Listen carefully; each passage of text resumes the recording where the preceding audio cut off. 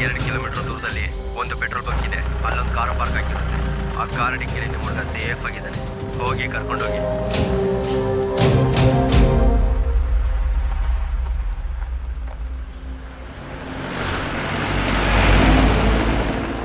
Operation success.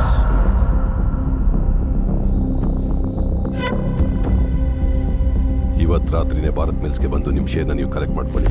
Okay. Next time ಈ ಥರ ಕೆಲಸ ಇದ್ರೆ ಹೇಳಿ ಸರ್.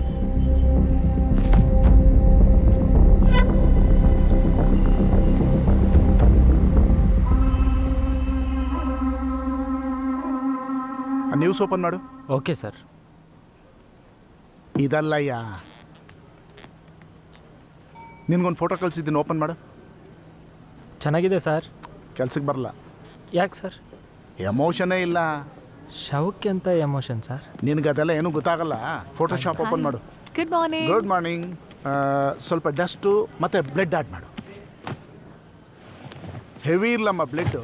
ಸೈಟ್ ಒಂದ್ಸಲ ಓಪನ್ ಮಾಡಿದ್ರೆ ಮೈ ಮೇಲೆ ಚೆಲ್ಲೋಂಗಿರ್ಬೇಕು.